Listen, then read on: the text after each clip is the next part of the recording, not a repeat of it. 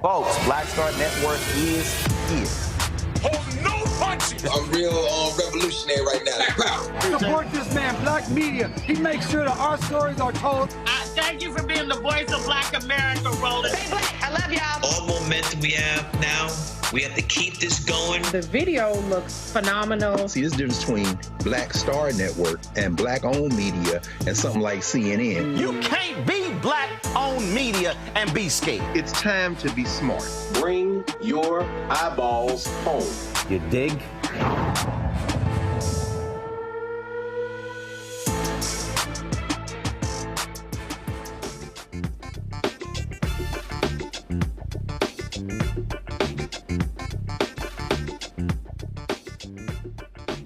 It's Wednesday, October 23rd, 2024. I'm Candace Kelly, sitting in for Roland. Here's what's coming up on Roland Martin Unfiltered, streaming live on the Black Star Network. Trump's former White House chief of staff issued a stern warning that if elected again, his former boss would govern like a dictator. You'll hear what Kelly and Vice President Kamala Harris had to say. We'll also show you some of Harris's NBC interview. Now, meanwhile, Justice and Joy National Collaborative launched its Rapid Response Fund, which will award grants to Gen Z voters to get out the vote. We'll talk to one of the organizers. We'll also talk to a professor who participated in a report that found that nearly 4 million Americans will not be able to vote because of their felony convictions. And a judge gives Rudy Giuliani just 1 week to turn over his $5 million co-op apartment to Georgia election workers that he defamed. And the judge upholds the January 6th trespassing conviction of the first January 6th rioter who was removed from office under the Constitution's ban on insurrectionists. It's time to bring the funk on Roland Martin Unfiltered, streaming live on the Black Star Network. Let's go. He's got it. Whatever the miss, he's on it. Whatever it is, he's got the scoop, the fact, the find. And when it breaks, he's right on time and it's rolling. Best believe he's knowing. Putting it down from sports to news to politics. With entertainment just for kicks, he's rolling. It's on go, roll, roll, y'all. It's Roland Martin, yeah. Rolling with Roland now.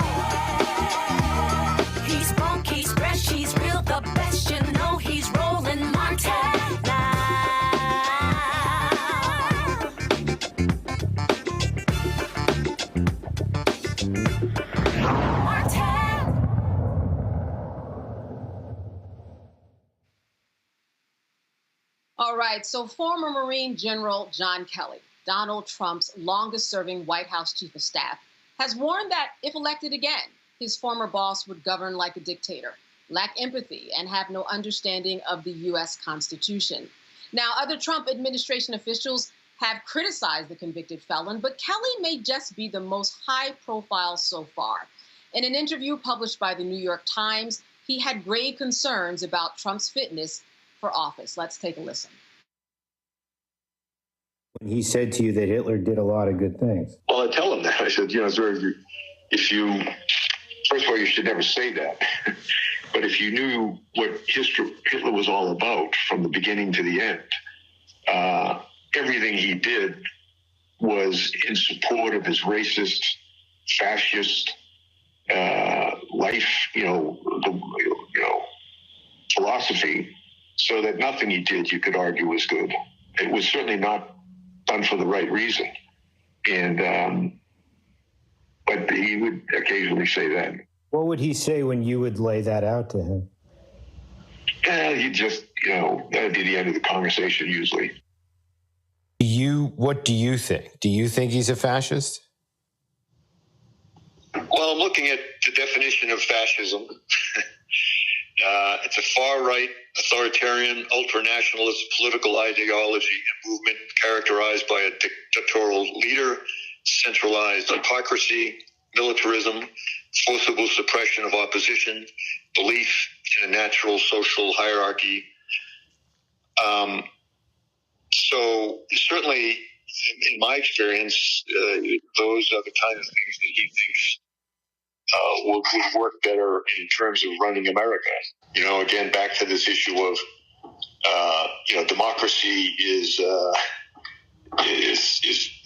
complicated,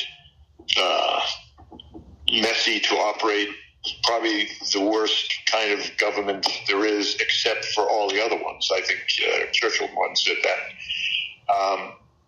And again, our Constitution, our founders built in to the Constitution and to the way our government operates, built in a lot of checks and balances, and didn't design the government to be streamlined and whatnot.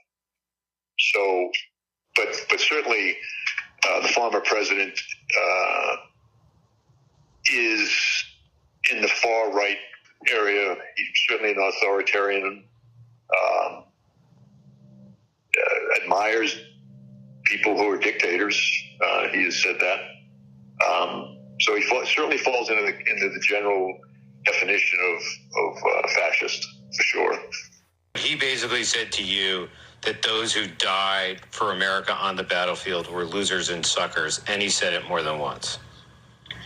Yes, but he would say it would always, something else would get him going, oftentimes again McCain. But he never could wrap his arms around why people would serve the country in uniform. What was in it for them? That was the general theme. And here is what Vice President Kamala Harris had to say about General Kelly's comments. Who will be loyal to him personally. One that will obey his orders even when he tells them to break the law or abandon their oath to the Constitution of the United States. In just the past week, Donald Trump has repeatedly called his fellow Americans the enemy from within, and even said that he would use the United States military to go after American citizens.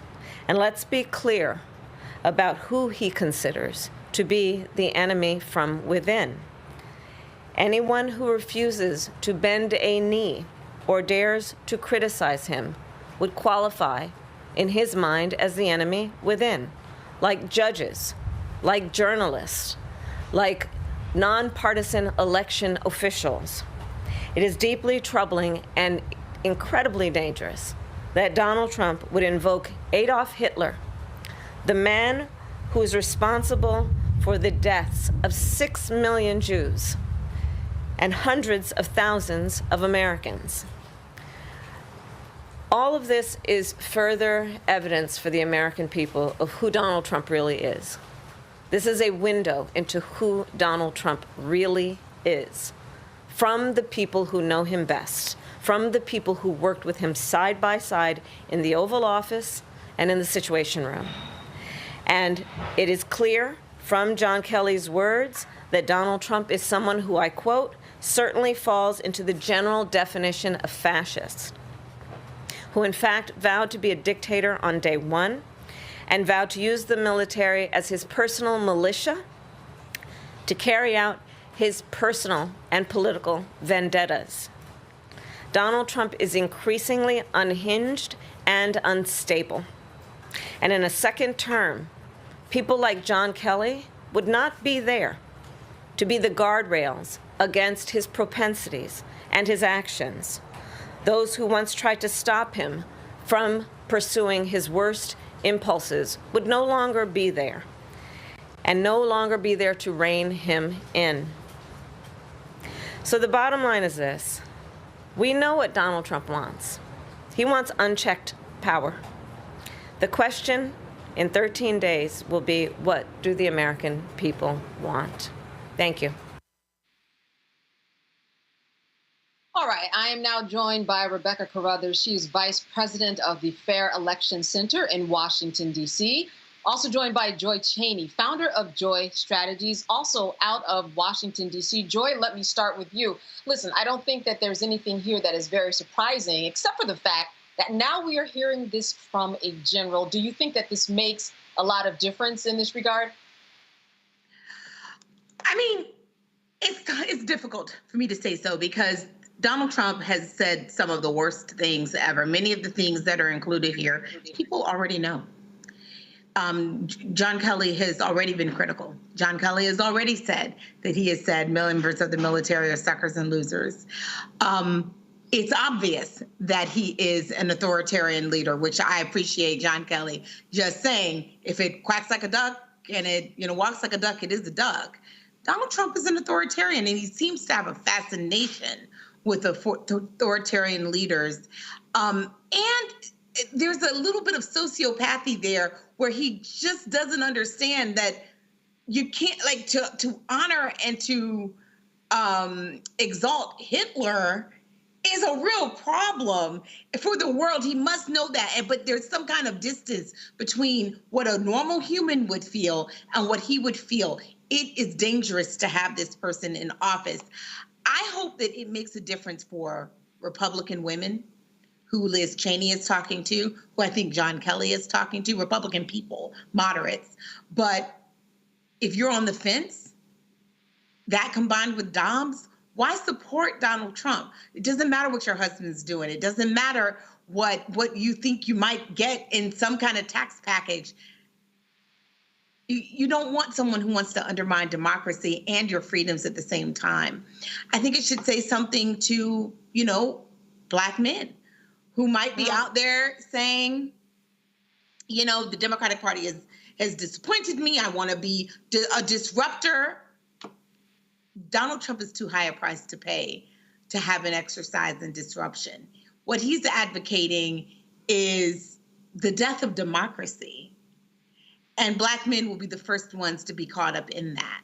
So I'm hoping that for people who are on the margins, they understand that this is not the kind of person we want. Yeah, and not only on the margin, Joy, but the people who are saying, you know what, I don't like the choice, so I'm just going to stay home and actually not vote. Rebecca, I want to turn it over to you. Do you think it makes a difference that this is the New York Times, that this does feel slightly more official? And yes, the general has said these things before, but now we're really close to the election. It looks like he's beginning to make his rounds in a more official capacity.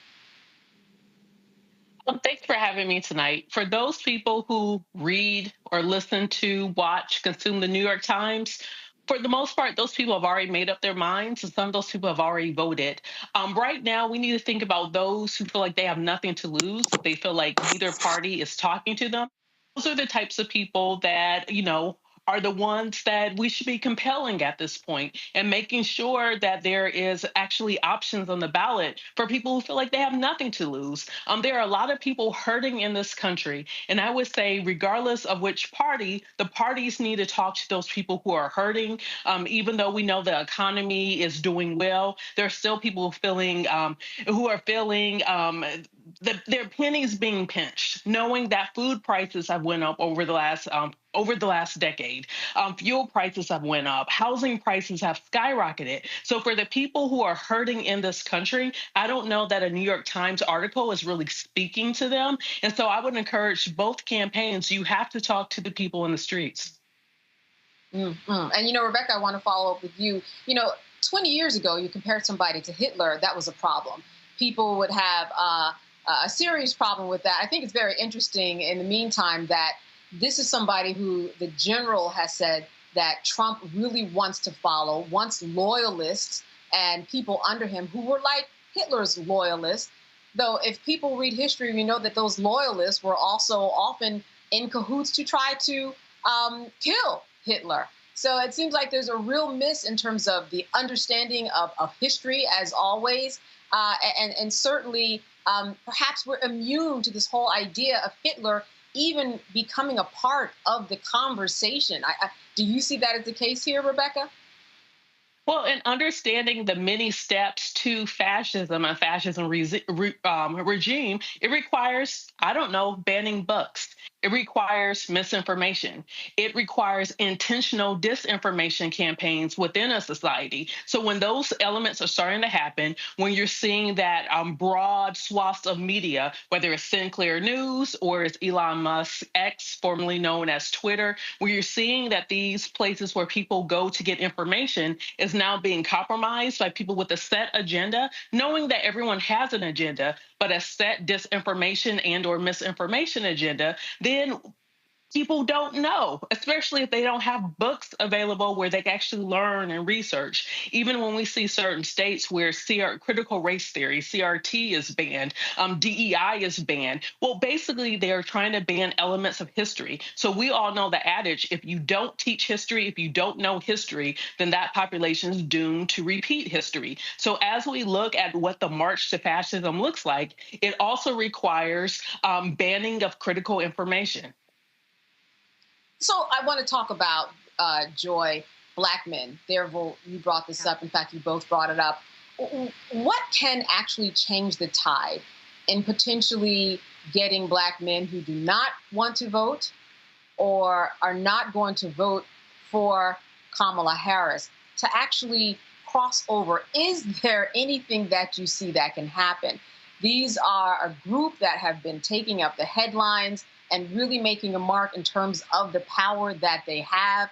If you have someone in your house that is sitting home saying, listen, I'm not going to vote, is there anything you think that can cross them over? If it's not the supporters, former supporters of the former president who have crossed over and said, this is not the man you want, then who can do it?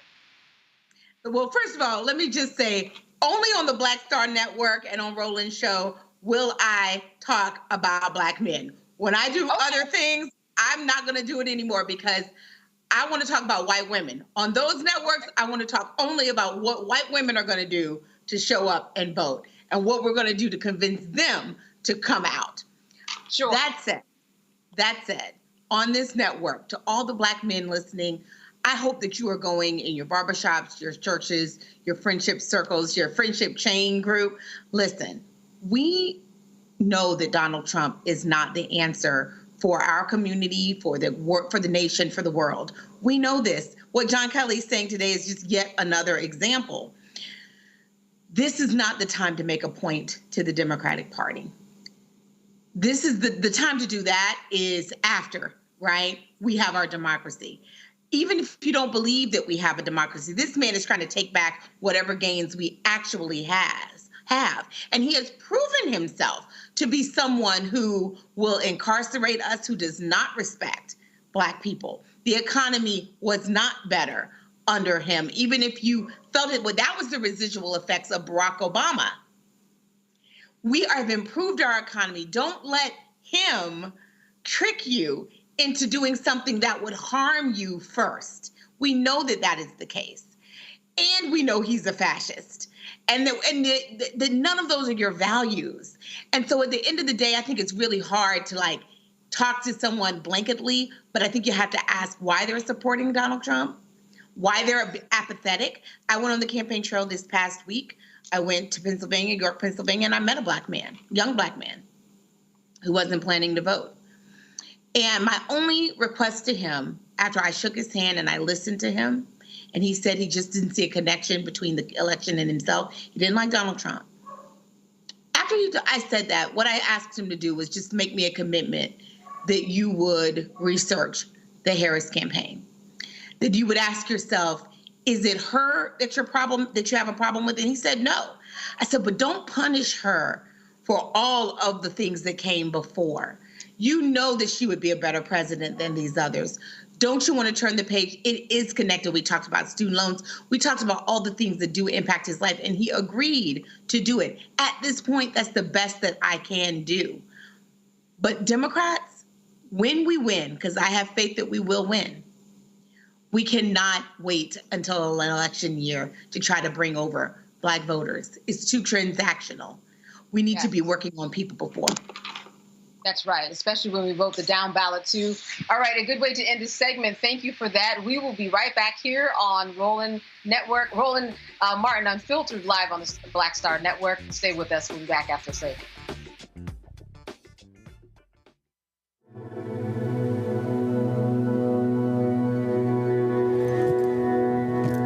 Her blanket.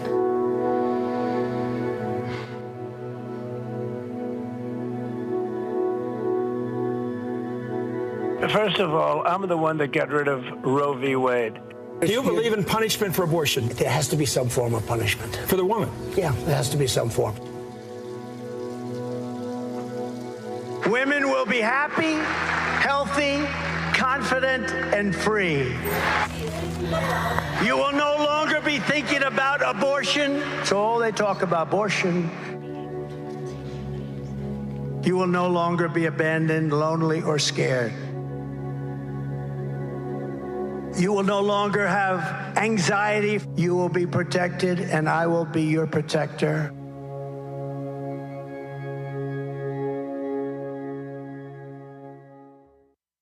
IVF is a miracle for us because it allowed us to have our family. After having my daughter, I wanted more children, but my embryo transfer was canceled 8 days before the procedure. Donald Trump overturning Roe v. Wade stopped us from growing the family that we wanted. I don't want politicians telling me how or when I can have a baby. We need a president that will protect our rights, and that's Kamala Harris. I'm Kamala Harris, and I approve this message.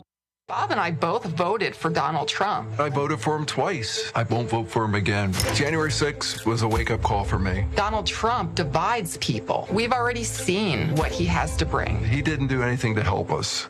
Kamala Harris, she cares about the American people. I think she's got the wherewithal to make a difference. I've never voted for a Democrat. Yes, we're both lifelong Republicans. The choice is very simple. I'm voting for Kamala. I am voting for Kamala Harris. Hello, I'm Jamia Pugh. I am from Coatesville, Pennsylvania, just an hour right outside of Philadelphia. My name is Jasmine Pugh. I'm also from Coatesville, Pennsylvania. You are watching Roland Martin Unfiltered. Stay right here.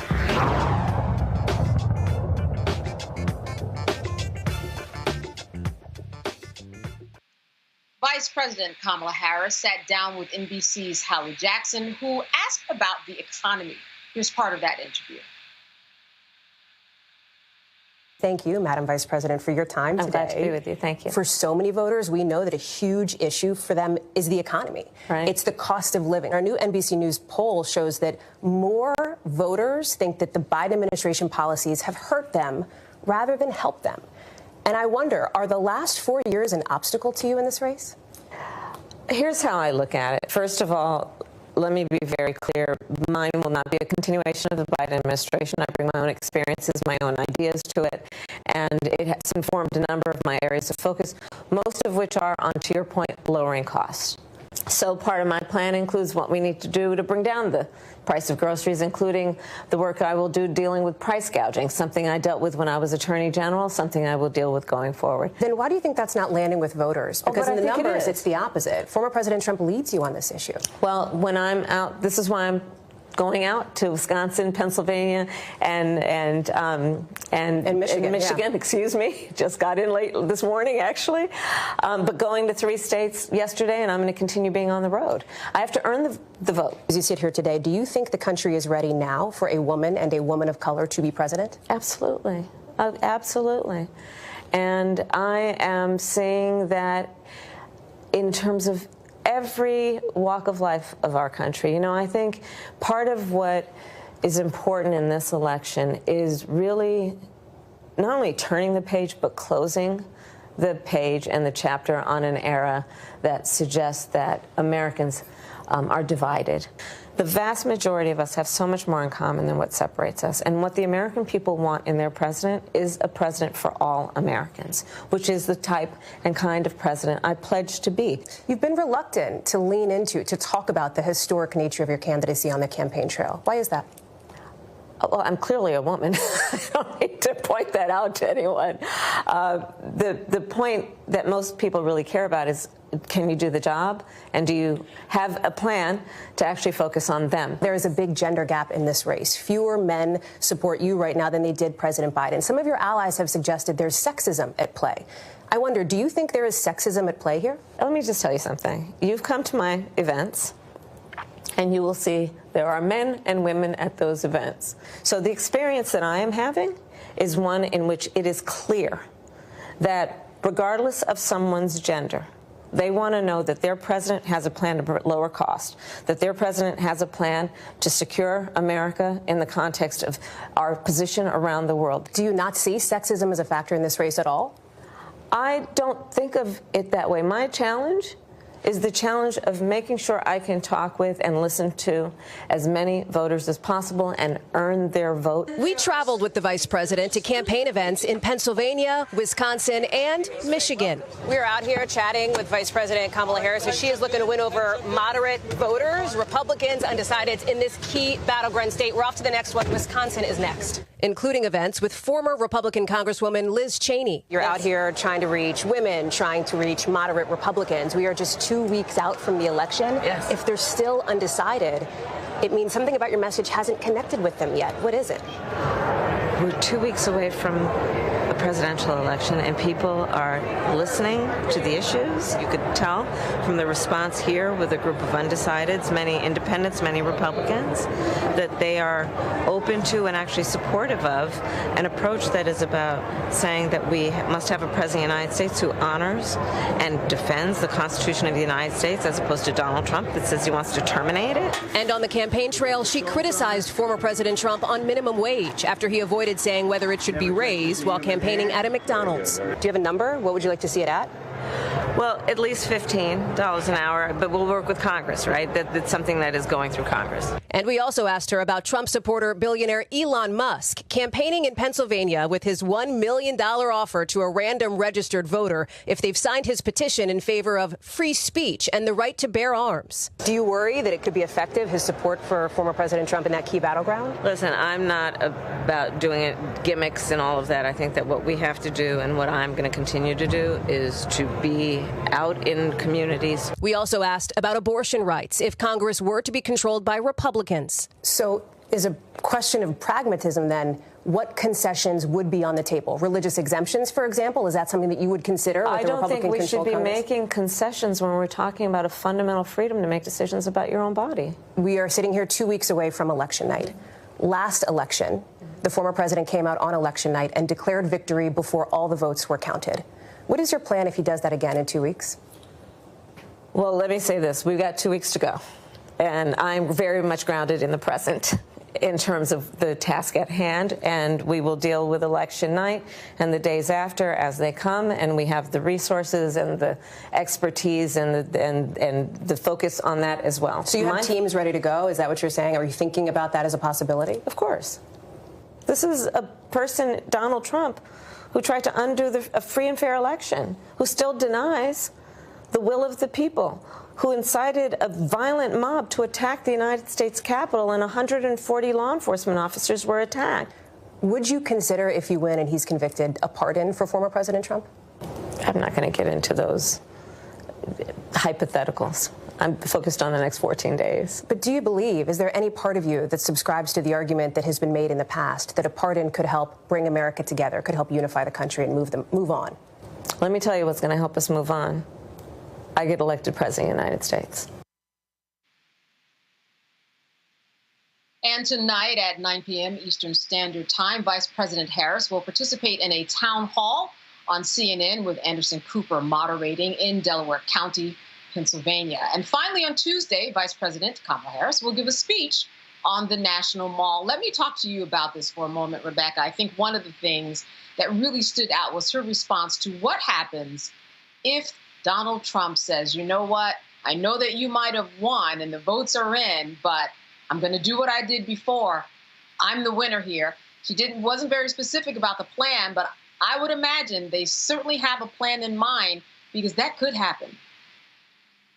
Well, I'm still waiting to hear the former president say that President Joe Biden won. So I don't think that he's actually going to acknowledge what does or doesn't happen on election night. I think he's going to be banana pants the way he has indicated already, and that he doesn't actually believe in free and fair elections. He's not the most pro-democracy person.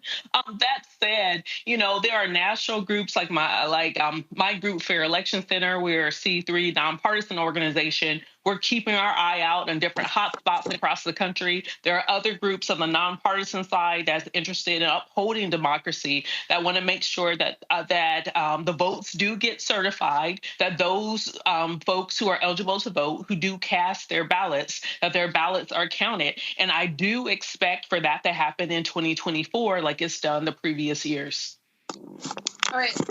Joy, what do you think in terms of her interview? The biggest takeaway, she was given a lot of questions. Some might say it might have even gotten a little bit contentious.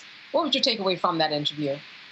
Well, I didn't think it was contentious, but I do think that she is very clear-eyed about what's at stake, what needs to be done in the next 2 weeks, and not getting distracted. Because the fact of the matter is, right now it's about turnout. And it's about convincing those swing voters, those disaffected voters who might be deciding to stay home. This is not about convincing someone who is a diehard Trumper. They're not coming along. So right now we have to focus where we need votes, where it's close, where the margins are tight. That's our focus now. What happens afterwards, whether Donald Trump seeks to steal the election or not, that right now is probably not a good use of time. Like Rebecca said, there are organizations. I'm actually on the board of her organization, but also there is the Election Protection Hotline run by the Lawyers Committee on Civil and Human Rights and other legal organizations. If you are a lawyer and you are interested in democracy and making sure that we're safeguarding the election, definitely sign up for that. Look for election protection. But for everyone else, our focus right now is on saying this is what Kamala Harris and her focus is on. This is what I and Tim Walz will be doing for you. This is why you don't want to throw your vote away by staying at home. And you certainly don't want to do a protest vote in favor of Donald Trump. That's where we're focused right now in the states that matter. Rebecca, let me ask you this, and I also want to wrap with you, Joy, on the same question. Do you think it's fair that she's still being asked questions about being a woman? I felt her exhaustion. I'm a woman. We see that. Next, do you think that, though, is still a part of the conversation that should be had? Go ahead, Rebecca. I'll wrap up. So I was just at Southern University working with different students to promote the election, to make sure that students in Louisiana are participating in early voting. And what's really interesting, if you're Gen Z, if you're the age between 12 and 27, your formative years, you had a Black president, right? So if you're hearing people talk about, the first Black woman and South Indian descent president, it's not that big of a deal. But for those of us who have experienced nothing but white men as president, then having a woman as president is a big deal. So I think this is largely a prism depending on what generation you are and what experiences that you have. That said, if Kamala Harris becomes the first woman president in this country, it is a big deal. I know it's incredibly exhausting because this country is 248 years old, has never had a woman leading this country. So yes, it's exhausting, just like it's exhausting for the common question of, oh, well, are men not voting for you because you're a woman?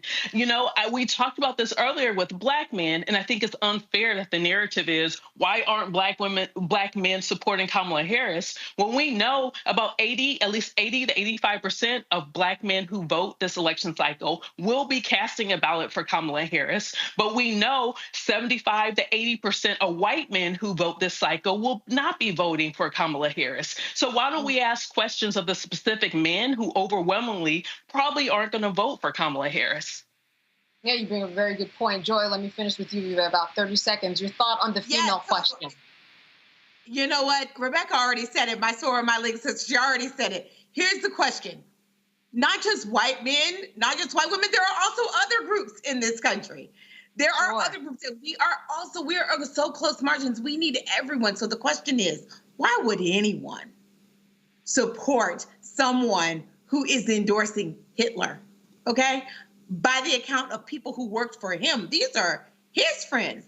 This is his White House chief of staff who is saying this is who he is. His own vice president won't be associated with him.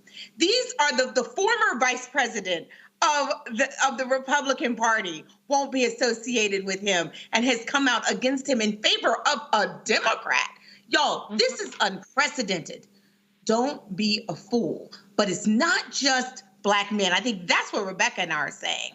Sure. It's anyone, no one who is sane, no one who cares about this country at all, or just even cares about themselves, should be voting for Donald Trump. We ought to have a landslide for Kamala Harris and Tim Walz. All right. Of course, Joy and Rebecca breaking it down. You are watching Roland Martin Unfiltered live on the Black Star Network. We'll be back after a break. Stay with us. In 2016, Donald Trump said he would choose only the best people to work in his White House. Now those people have a warning for America. Trump is not fit to be president again. Here's his vice president. Anyone who puts himself over the Constitution should never be president of the United States. It should come as no surprise that I will not be endorsing Donald Trump this year. His defense secretary. Do you think Trump can be trusted with the nation's secrets ever again? No. I mean, it's just irresponsible action that places our service members at risk, places our nation's security at risk. His national security advisor. Donald Trump will cause a lot of damage. The only thing he cares about is Donald Trump. And the nation's highest-ranking military officer. We don't take an oath to a king or a queen or to a tyrant or a dictator. And we don't take an oath to a wannabe dictator. Take it from the people who knew him best. Donald Trump is a danger to our troops and our democracy. We can't let him lead our country again. I'm Kamala Harris, and I approve this message. Here's a 78-year-old billionaire who has not stopped whining about his problems. Oh, she had a big crowd. Oh, the crowd. This weird obsession with crowd sizes. It just goes on and on and on.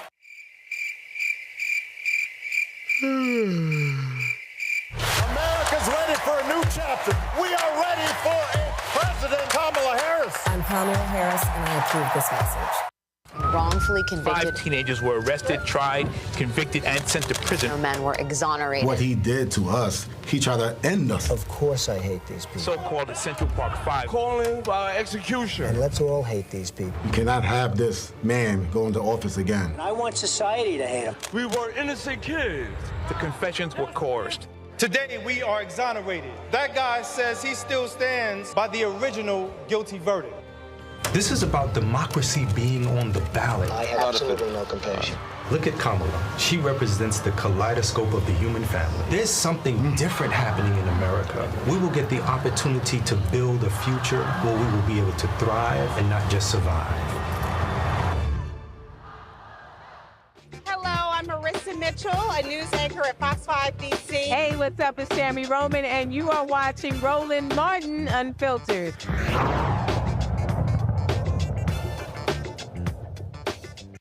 40.8 million members of Gen Z will be eligible to vote in the presidential election. These young people have tremendous potential to influence the upcoming election. This is why the Justice and Joy National Collaborative says it launched a rapid response fund to mobilize young voters ahead of Election Day. Microgrants, $50 to $500, will be awarded to young people of color under the age of 30. To organize and host Get Out the Vote activities in person and digitally across the nation, I'm joined now by Aisha Khan. She's a senior director at Justice and Joy National Collaborative. She joins us from Dallas, Texas. Thank you so much for being with us, Aisha. Thank you. Glad to be here. Yes, indeed. Now, let's talk about these initiatives that people are probably lining up for. I understand that last year you gave out $820,000. How did this come about in terms of these micro grants, and how has it been working out so far in terms of getting out the vote? Yeah, thank you. So it really started just a couple of months ago when we were talking with our youth advocates, and with their guidance, we created the Fixing Democracy Initiative. And it was essentially a research initiative that was surveying first how young people and Gen Z folks were feeling about the election right now. And from there, we realized that civic engagement is something that they are very passionate about, especially within their communities. And so the Rapid Response Fund was born, and it essentially is approved and reviewed by young people, by Gen Z folks, and applications are coming in every day about amazing events that young people are trying to put on, essentially with the same thread that young people want to talk to people in their communities. They want to engage them in fun ways and really just talk about the importance of voting this season. Yeah, I'm very curious about what are the interesting and fun ways that they are out there promoting and trying to get grants for. What does that landscape look like? I mean, certainly it's changed, especially with social media. I am sure they are very creative with their activities. Yeah, we've seen amazing things. We've seen ballot bracelet parties. There's another person out in the Midwest who's doing a roller skating sort of get together. There's been a lot of university events where just picnics and just our fund is helping fund really just like food and drink sometimes. There's a young adult in Arizona who did a really intimate dinner party with her friends and family. A lot of intergenerational things we're seeing too. There's a young mom in Oregon who's hosting a costume party for Halloween with mothers and kids to just talk about the importance of voting from a young age, and then also at a very critical age for some of those young moms who are looking at very specific political issues. Gen Z, a big voting bloc. I would imagine that people on the political landscape are paying attention to how they are communicating with each other. Have you had people reach out to you to talk to you about what you're seeing because they want to use that in their political campaigns and just share with them how the Gen Zers are actually thinking and what they're doing these days? Yeah, and that was kind of what came out of our survey initially. We really wanted to have very accurate messaging for folks who are working on active sort of political campaigns. And we found out a lot from those focus groups. We heard that, yes, young voters are, they're fearful of kind of like violence and political division. They are unhappy with unaffordability of life and everyday needs not being met. A lot of them are disillusioned by democracy and theory, and they want to see it actually in practice. But despite all of this sort of like oppression, systemic oppression on different levels, we're seeing that Gen Z voters of color specifically are very resilient, and they're committed to striving for better for themselves and their communities. So messaging has really been about like liberation, community, like work. And there's just so much overwhelming positivity that we're hearing from putting money in the hands of young people and really trusting them with these kind of events. And a real diverse group of young people. I understand that you specifically would like to seek out people who are, for example, from the Black trans community. Tell me how that's going, how that response has been. Oh, it's been great. We really wanted this to be a specific fund for girls, young women, and gender-expansive young people of color because we really think that they're the most invisible and marginalized in society. I mean, polling shows that they are a critical demographic, but they're just ignored in the conversation. So we really wanted politicians to take this voting bloc very seriously because they're the most affected from these systems. And some of the responses that we're getting from young people, and these are young people across the spectrum, have just been really overwhelmingly positive. And I think that it's building a lot of buzz within the Gen Z community and hopefully translating to how political campaigns are interacting with Gen Z as well.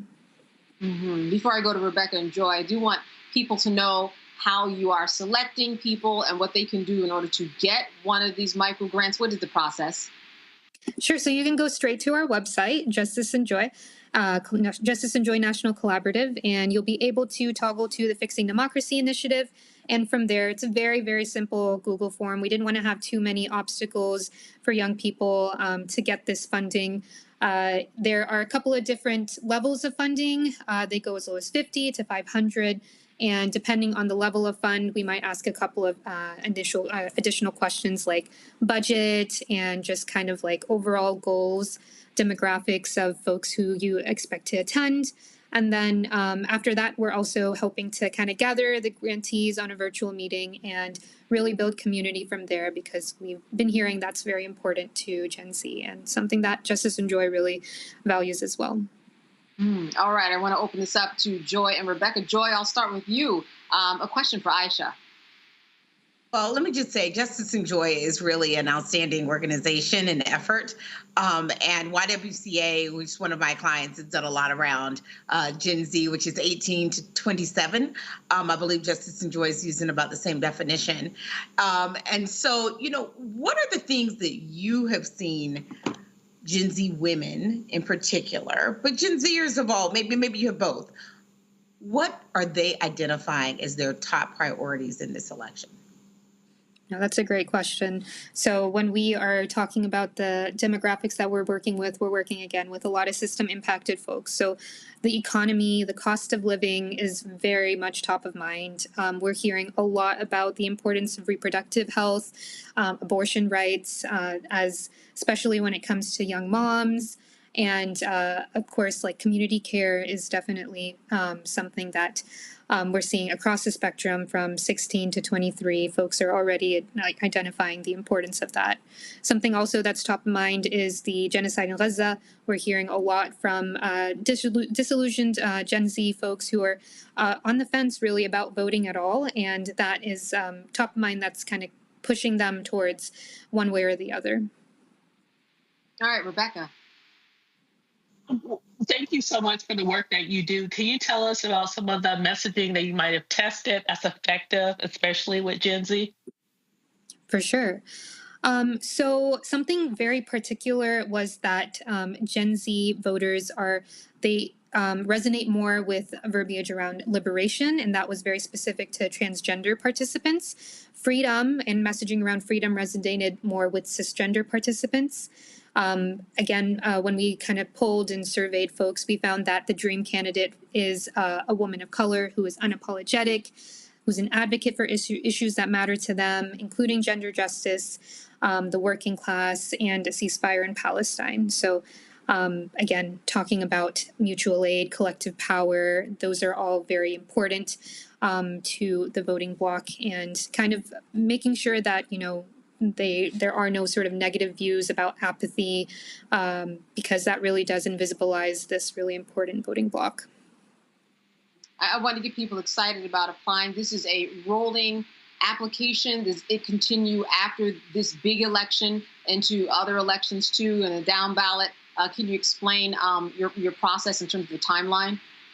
Sure. So we are closing applications on November 1st. So please make sure to apply before then. We're hoping that this is a continuous effort, really. We want to make sure that we are able to encourage. We know that young people are really invested in local elections as well. And we want to make sure that that is not left on the back burner. This is, just one part of a larger puzzle. So we're hoping to have more of these funds in the future. But for now, we really hope that you'll apply to the Rapid Response Fund, and we look forward to your application. Yeah, you are in close contact inside of the mindset of many of those who are part of the Gen Z world. Has there been anything that has surprised you about what they have brought to the table? I am just constantly amazed at our youth leadership council that has been really spearheading this entire initiative. We've been looking to them for guidance about, how should we structure the application. We've been hearing a lot about their, sort of like rubric for accepting and kind of delving deeper into some of the applicants that are coming in. So I am just always amazed and inspired at really the resiliency of this really important voting bloc that's been invisibilized and ignored in the past. So more than anything, I just look up to them and have been learning a lot. All right, Aisha Khan, thank you so much for being with us. Some important work that you're doing. Continue to fight. Good to see you. Thank you. All right, and you are watching Roland Martin Unfiltered here live on the Black Star Network. Stay with us. We'll be back after the break.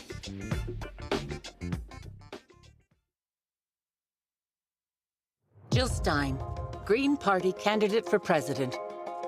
So why are Trump's close allies helping her?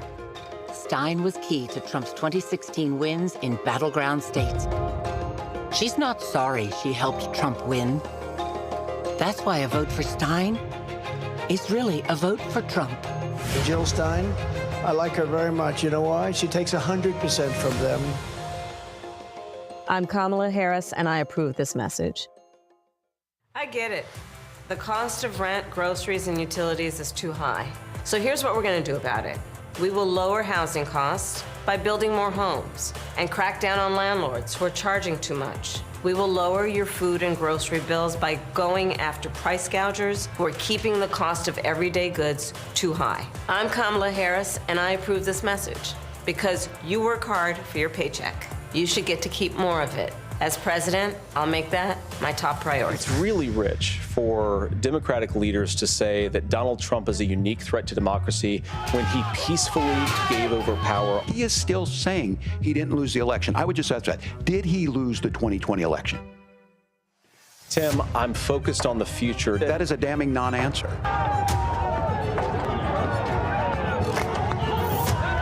America, I think you've got a really clear choice of who's going to honor that democracy and who's going to honor Donald Trump. Winners never back down from a challenge. Champions know it's any time, any place. But losers, they whine and waffle and take their ball home. Trump now refusing to debate a second time. He did terribly in the last debate. He's so easily triggered by Kamala Harris. Well, Donald, I do hope you'll reconsider to meet me on the debate stage. If you've got something to say it to my face. I'm Kamala Harris, and I approve this message. Hi, everybody. I'm Kim Coles. Hey, I'm Donnie Simpson. Yo, it's your man Deion Cole from Blackish, and you watch Roland Martin, Unfiltered.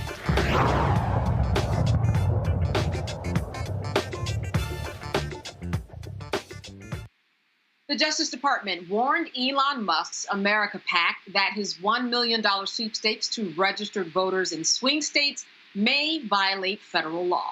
Musk, who has backed former President Donald Trump, is spending millions of dollars supporting his candidacy, has publicized the $1 million prize his political action committee is offering to increase voter registrations in hotly contested states. Musk's initial promise to pay prizes to registered voters immediately raised concerns from election law experts and some state officials. Federal law bars paying people to register to vote. The petition's language currently promises $1 million prizes to people chosen randomly for signing a petition supporting First and Second Amendment freedoms. But to sign the petition, you must be registered to vote in specific states. Joy, what are your thoughts about this and whether or not this actually violates federal law? It obviously violates federal law. This is obviously inappropriate. This is obviously worse than that, particularly illegal. It was right for the Justice Department to jump in. It's why elections matter. It's not just the person in the top job. It's all of the other people who are in the jobs. No one had to tell the Justice Department to do that. It's plainly illegal. And it's also a warning to other people, right? Don't do this. What Elon Musk does might have reverberations elsewhere, and we want to make sure we cut that off at the pass. And here's the thing. If he wants to pay people to vote. I mean, many people can take advantage of that. So that's not what we want in our elections. It's not so much that Elon Musk is going to make things worse for just Democrats. What's good for the goose is good for the gander. So if he's doing that, well, then some wealthy Democrat could do that. This is not what we want. This is not what we want. It's illegal. We'll see him in court, I guess. Yeah, I tell you, Rebecca, pretty much a bad precedent here if he can continue to do this. Candace, I used to manage campaigns. And if the campaign side, if we were to take a bus to fill it up with people to go register the vote in person, and say it was over the lunch hour and we provided lunch while people are riding the bus to go out to their local elections office to get registered, we would get dinged. We would get fined because that would be considered giving someone something of value in order to register the vote here. And so where Elon Musk is really treading that line is he's saying in order to be eligible for this $1 million a day drawing, you have to specifically be a registered voter. And also you have to be a registered voter in this very competitive state. But at the point that he is providing something of value for those who are actual verified registered voters, that's where there's an issue. And once again, I don't think people want to go down this path because there is money on all sides. And let's just move back from the brink because this is not where we want to go as a country. And Joy, what's so interesting is that no one told him that this wasn't a problem. Of course, this is par for the course when we talk about Elon Musk and things that he should do and shouldn't do and that are against the law. Someone may have told him, but I'm surprised that he was able to get this far and that he wasn't dinged before any of this even got out to this point. I don't understand why we're still talking about it. Well, he kind of just said it off the cuff, but here's the thing. Elon Musk doesn't do anything off the cuff. He's doing it because he wants to lure us into this debate. Because, of course, there are some people, he says it's not about whether the DOJ dings him or not. I doubt he's going to even participate and go forward with this. It's about then the DOJ has responded.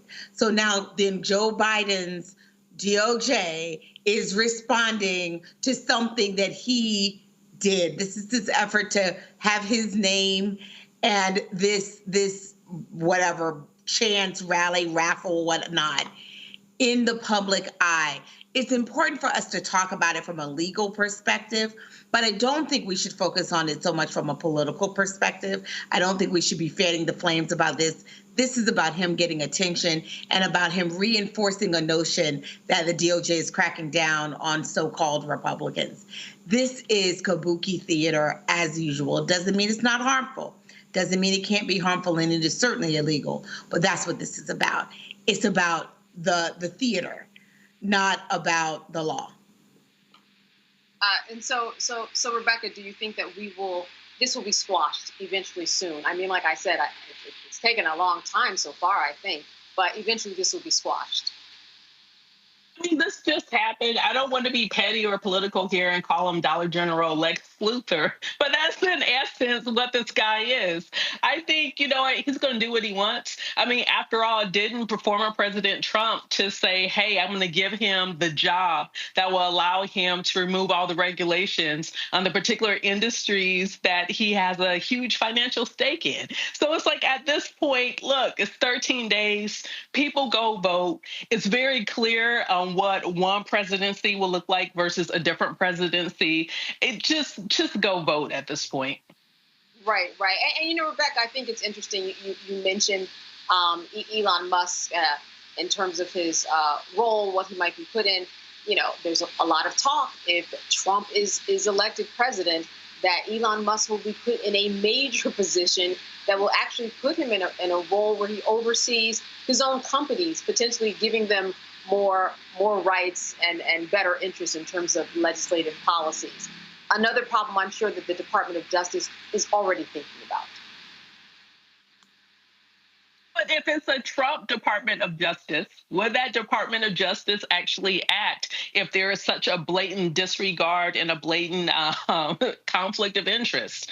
Because once again, folks, you are voting for an administration. You're not just voting for who's going to be in the White House, but you're voting for all these other shenanigans and characters. So you have to make the determination, because we know it's going to be a choice between two people, between Kamala Harris and Donald Trump. We know that there isn't a viable third party that's going to come in and take this election. So it's going to come down to those two candidates. So people have to understand that they're voting between two different worldviews and two different executive leaders. And Joy, let me wrap up with you. This is something I'm sure that obviously the Harris campaign is thinking about, doing something about. How can they use this to their advantage? I mean, I think this is just more of the chaos that they can be pointing to. But two that we want to avoid and we want to turn the page from. Do you want to turn your society over to Elon Musk and Donald Trump? But can I just say, Rebecca's right. We're less than 2 weeks out.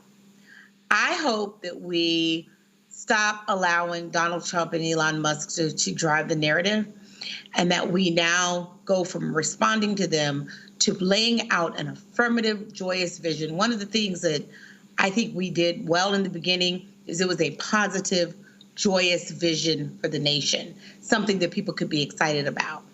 We had to respond to the things that Donald Trump has done. That's a part of politics. But now that we're closing, we're giving our closing arguments, it's in time for us to return to that joyous vision, that freedom vision.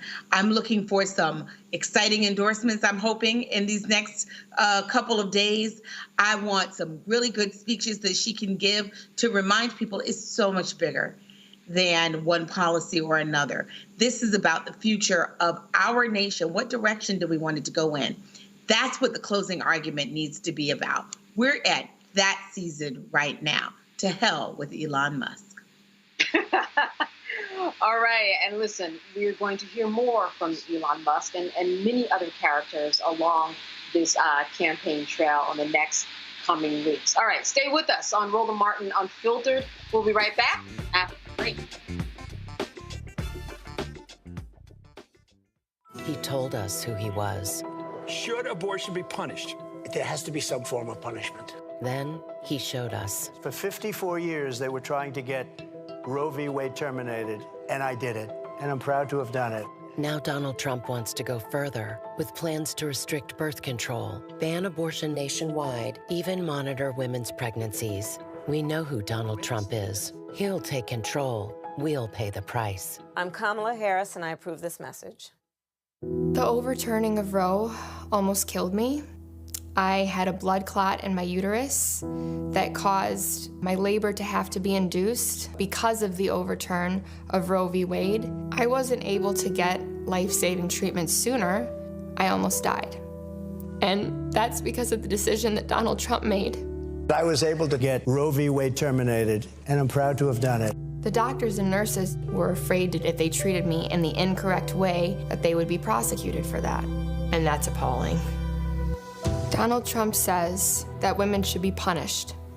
Do you believe in punishment for abortion? There has to be some form of punishment. For the woman? Yeah. I believe that women should have reproductive freedom to make the choices about their own bodies. 4 more years of Donald Trump means that women's rights will continue to be taken away one by one by one by one. This has to stop because women are dying. I'm Kamala Harris, and I approve this message. Disastrous, alarming, a plan that shreds American values. That's what independent news sources and conservatives are saying about a proposal from right-wing extremists called Project 2025. It would threaten hundreds of thousands of jobs created by the Clean Energy Plan, give massive tax breaks to big oil, and roll back protections that keep corporations from poisoning our water with toxic chemicals. Project 2025, a dream for them, a disaster for you. What's good, y'all? This is Doug E. Fresh, and you're watching my brother Roland Martin Unfiltered as we go a little something like this. Hit it. It's real.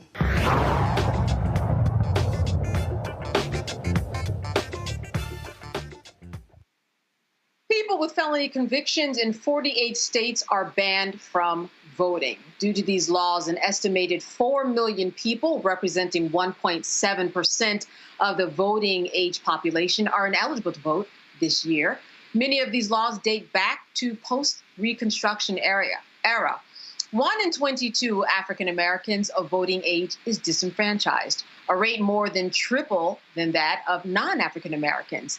7 out of 10 people disenfranchised are living in their communities, having fully completed their sentences and remain supervised while on felony probation or parole. And more than 1 in 10 African American adults is disenfranchised in 5 states: Arizona, Florida, Kentucky, South Dakota, and Tennessee. The Sentencing Project recently published a report called Locked Out 2024, 4 million denied voting rights due to a felony conviction. University of Minnesota professor Christopher Eugen contributed to that report, and he joins us now from Minneapolis, Minnesota. Christopher, thank you so much for being with us. With you.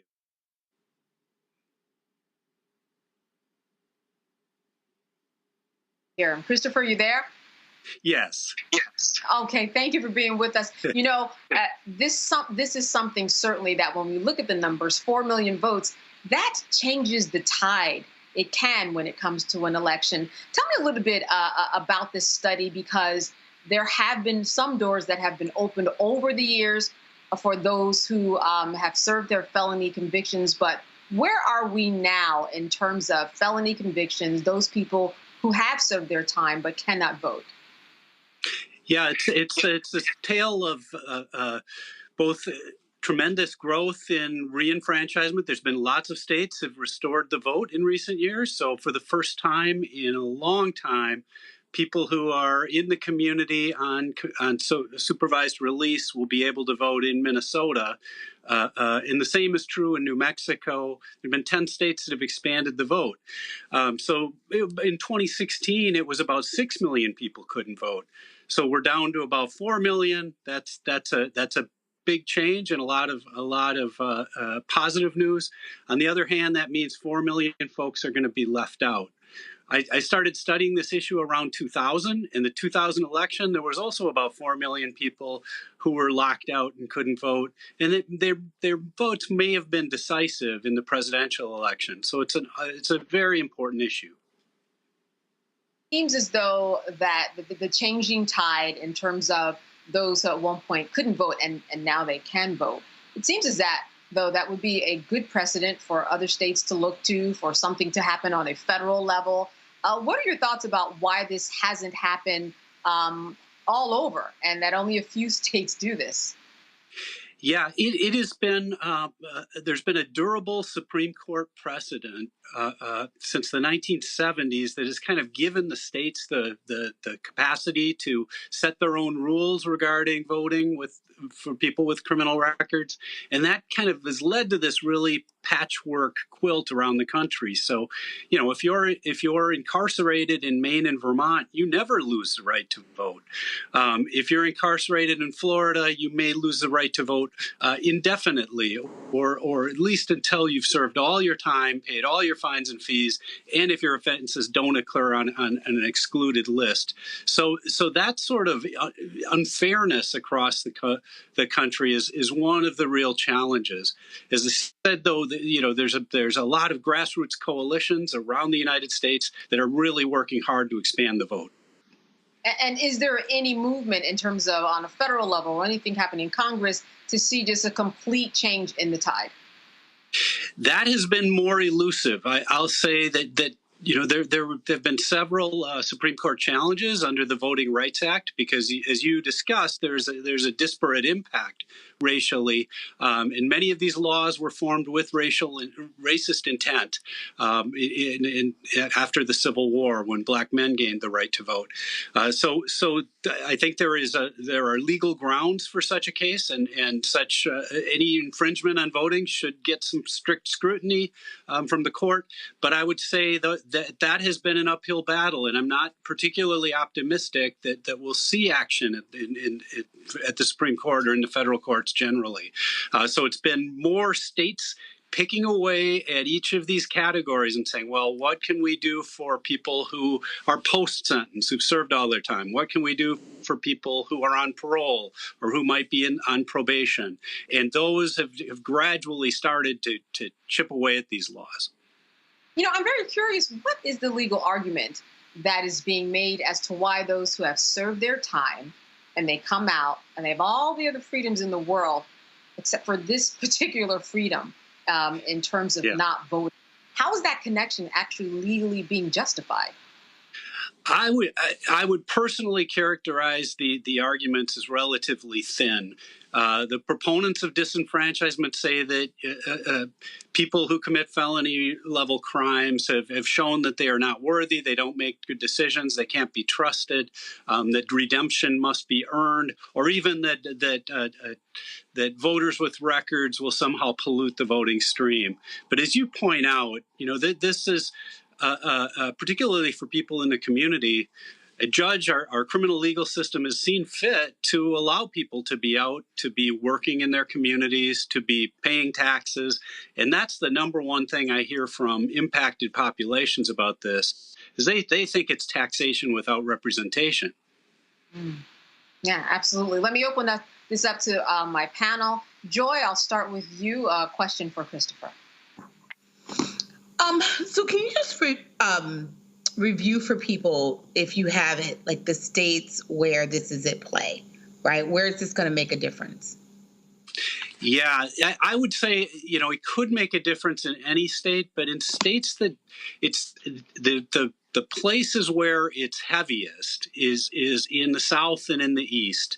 And that's clear in our report. So states like Tennessee, Alabama and Mississippi to some extent, Georgia, in states that disenfranchise beyond the period of sentence, that's where it really has an impact. Because, if I were arrested and convicted in 1980, my record could still be preventing me from voting.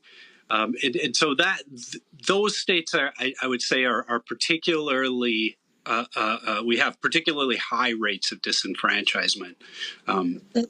Yeah, let me ask a follow-up. So sure. One of the things I know, though, is that sometimes we assume that you can't vote if you are in jail. There's a lot of misconception about whether it's felonies aside. I know you focus on felonies. Where can people get information to sort of figure out exactly what the rules are in their state? Because there's some places where you can have misdemeanors, you can have arrests. As long as you're not physically in jail, you are okay. So explain some of that to us. That's correct. And I think sometimes there are even deliberate suppression efforts that say, oh, if you have a felony, you can't vote. In all but 10 states, the right to vote is restored to people upon completion of their sentence. You can always go to your Secretary of State's office and the Secretary of State's website to find out some of this basic information. The Sentencing Project report, I think, is a good guide. So if you go to sentencingproject.org, you'll see that kind of prominently featured. But it can really depend. I would say, know your supervision date and know if, in about 25 states, it's kind of a system where only those who are currently incarcerated for a felony level crime, and that's typically in a state penitentiary, are unable to vote.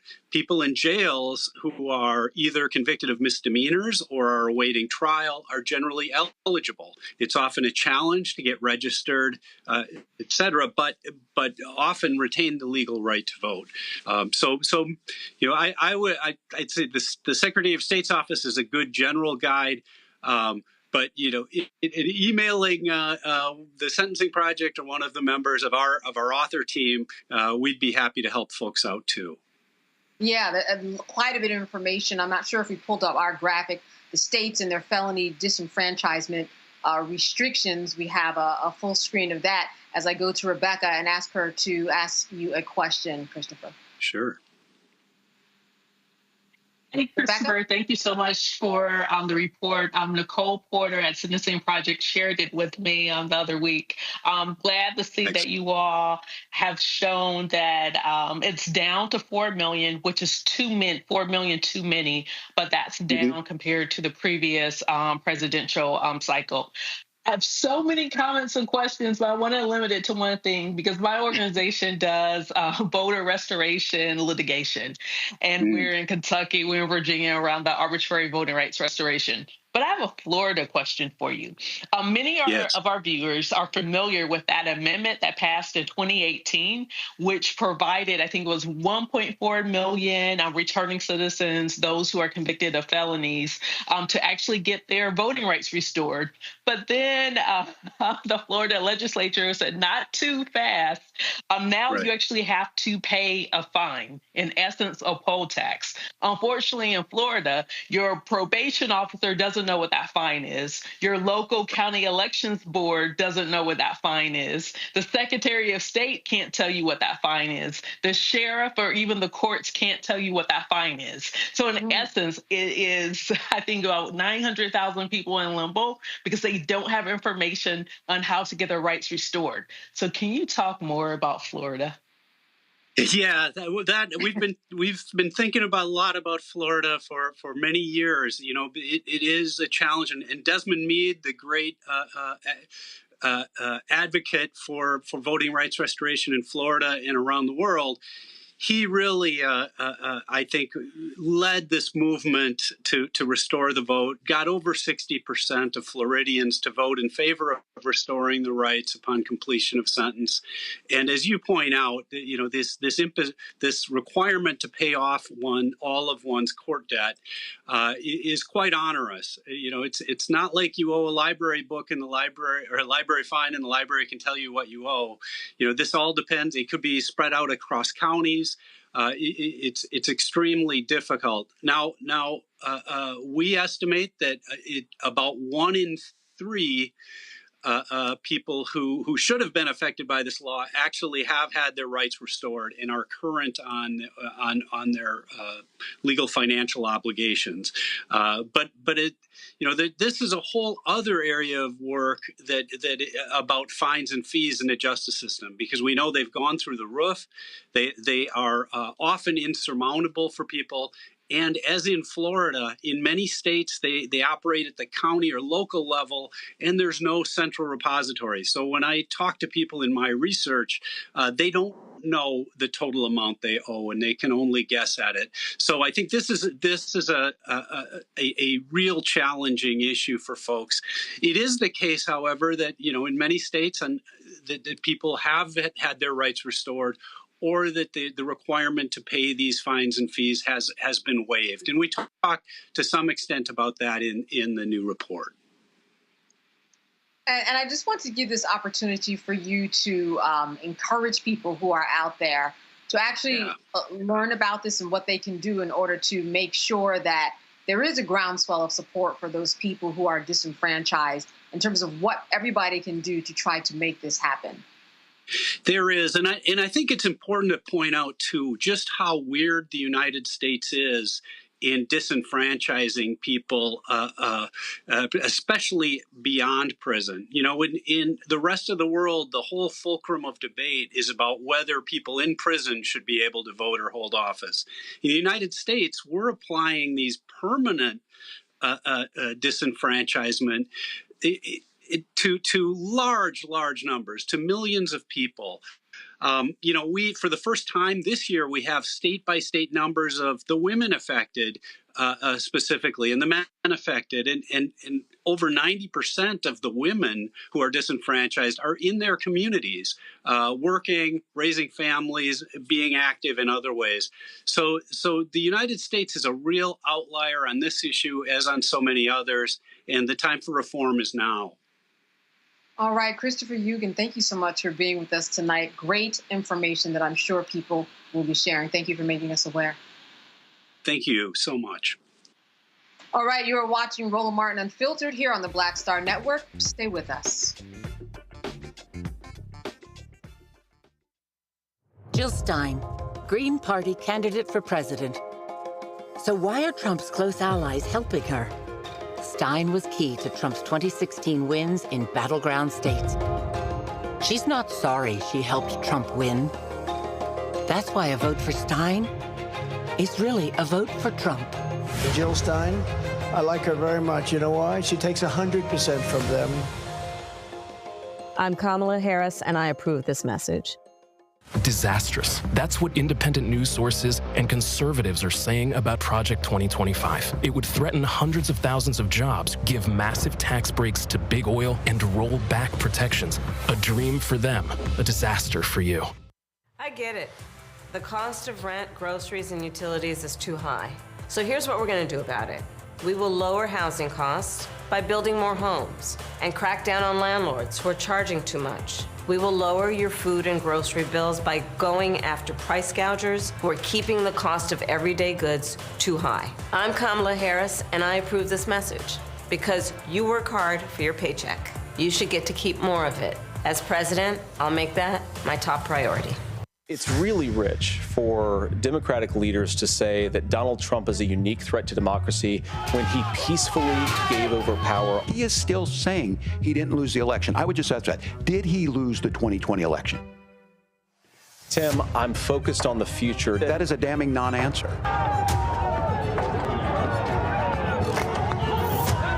America, I think you've got a really clear choice of who's going to honor that democracy and who's going to honor Donald Trump.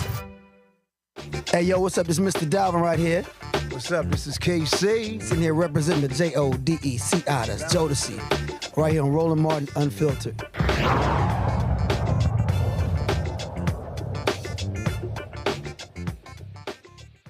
You know, Rebecca and Joy, I really want to talk to you about what you are doing out there on the campaign trail. I know that you are doing a lot, and you know that what people are talking about, what's important to them. You're talking to a lot of people that a lot of us don't have access to. Let me start with you, Rebecca. What are you seeing out there on the campaign trail and hearing from people that you think it's important for this audience to know about, because you are on the ground and you're familiar with so much more than many of us are when it comes to what's happening in the world of politics and how people are voting? Absolutely. And to be clear, I'm not on the partisan campaign trail, but I'm doing a lot of voter education across the country. I was recently in Montgomery. Shout out to the RMU family. I've met and saw so many of you all while I was at Alabama State's homecoming. And one of the things that I heard from a lot of voters is that they were unaware that they are now in a new congressional district, which is called an opportunity district. For those of you all who weren't familiar, there was a Supreme Court case that said that Alabama drew their congressional seats in such a way to deny Black voters the potential to actually have more Black representation than the one congressional district in Alabama. So now, if you are a student at Tuskegee, if you're a student at Alabama State, if you live in parts of Mobile, if you live in Montgomery, you absolutely have the opportunity to vote for a candidate of your choice and might more closely represent you, aligned with your interests. And so, you know, it was a little disheartening that there were voters who weren't aware of that. But that's one of the reasons why different groups do voter education, to make sure that people understand when a new district is drawn over their head, they must know so they are informed when they're going to cast their ballot. Yeah, and where would you say someone should look to find out the latest information? Because there is so much information going on that's out there, misinformation, and people just don't know where to go to see the latest. But what would you tell them? So the basics, I'll give you the nonpartisan website that you could go to. You should start at vote.gov.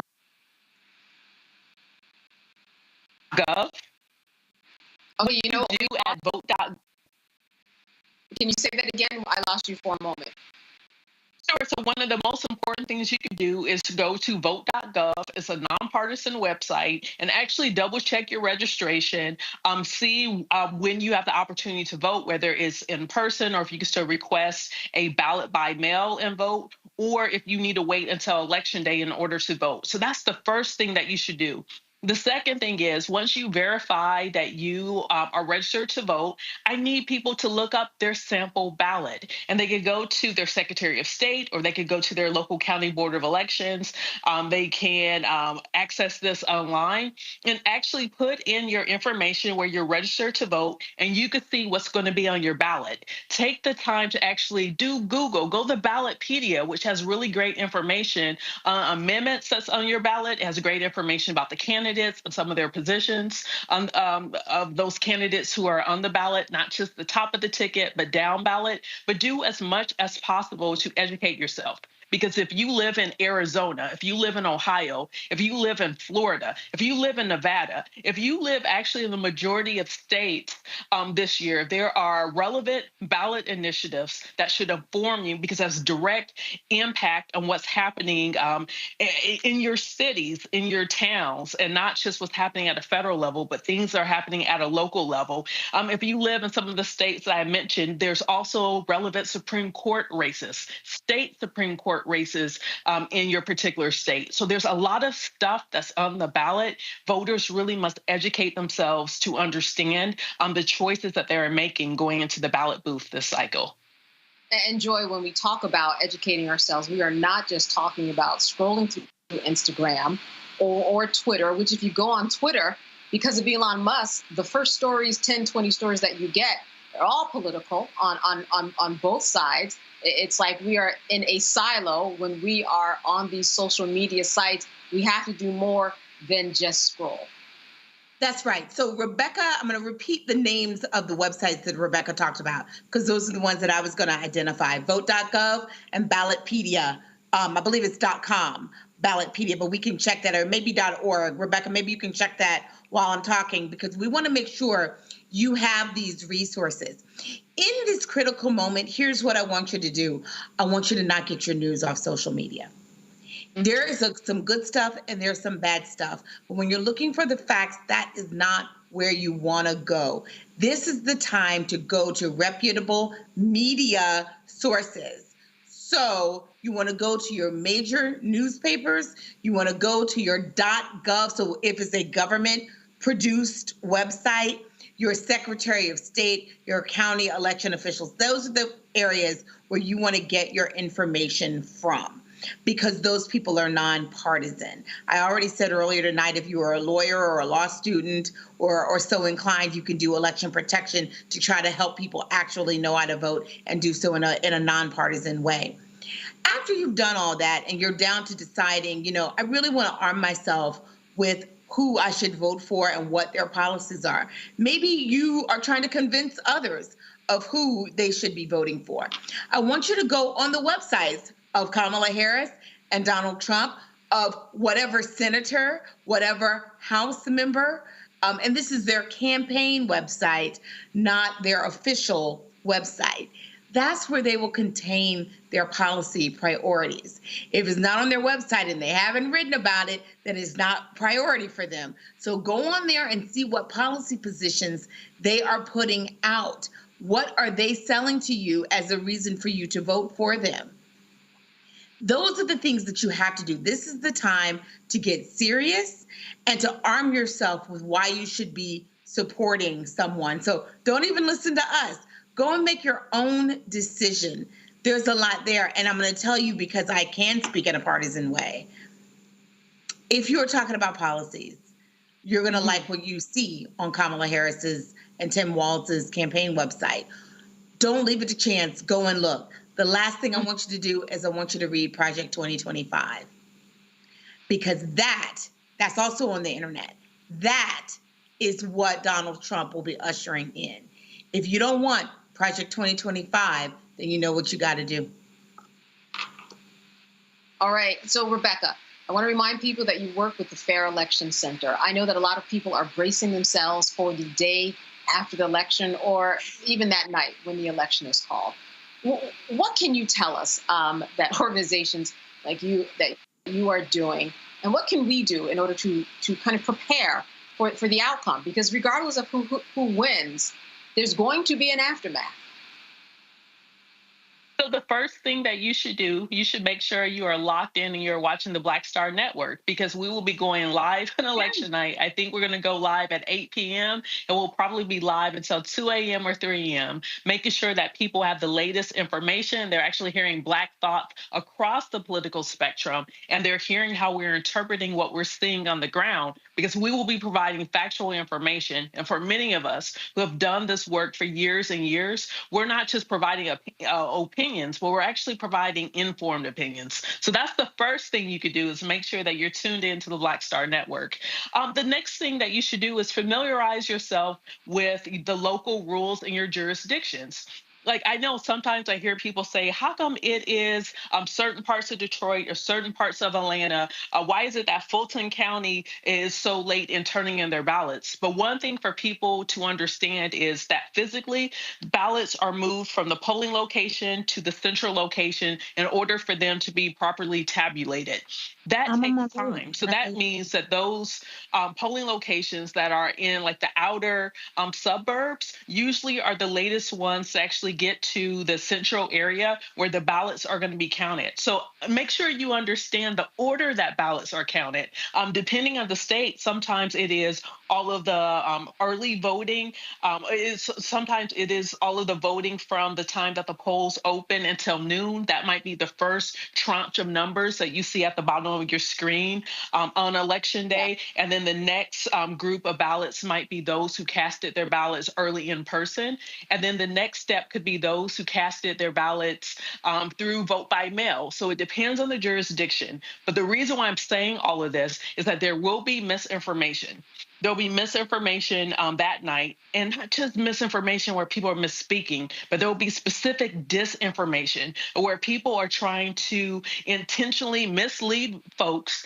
And we know that Black folks are being targeted on different social media platforms to inject a sense of fear, to inject a sense of confusion. So the best thing that people can do as we're going into election night is to arm yourself with information so you understand the mechanics of how ballots are being counted, because it's not it's not a mystery. There's literally laws that there's different statutes in each state that tells you, hey, this is how ballots are going to be counted. This is how many days after election day that it takes for ballots to be certified. All of this information is already there, so familiarize yourself with it so you understand what you're viewing in real time on election night. Absolutely. You know, we are all becoming really so informed just about the process of voting in these last election cycles. There has been some good that has come out of this. I think that we are a more informed society. We care more.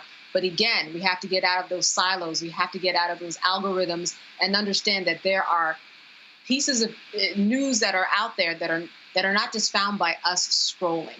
When we scroll, we are actually in an echo chamber of people who think like us, you know? So it leads us to sit there longer because, of course, everybody thinks like us and it makes us feel comfortable. And when we get comfortable, that's where that information really, really can sink in. All right, ladies, great information. We are going to be back after the break with more of these two. You are watching Roland Martin Unfiltered live here on the Black Star Network. Stay with us.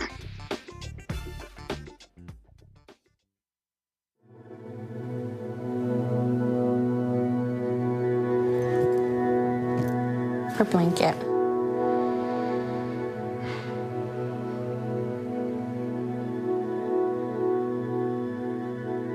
First of all, I'm the one that got rid of Roe v. Wade. Do you believe in punishment for abortion? There has to be some form of punishment. For the woman? Yeah, there has to be some form. Women will be happy, healthy, confident, and free. You will no longer be thinking about abortion. So all they talk about abortion. You will no longer be abandoned, lonely, or scared.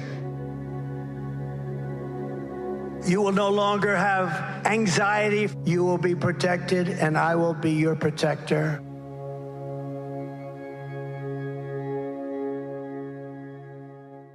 Bob and I both voted for Donald Trump. I voted for him twice. I won't vote for him again. January 6th was a wake-up call for me. Donald Trump divides people. We've already seen what he has to bring. He didn't do anything to help us. Kamala Harris, she cares about the American people. I think she's got the wherewithal to make a difference. I've never voted for a Democrat. Yes, we're both lifelong Republicans. The choice is very simple. I'm voting for Kamala. I am voting for Kamala Harris. IVF is a miracle for us because it allowed us to have our family. After having my daughter, I wanted more children, but my embryo transfer was canceled 8 days before the procedure.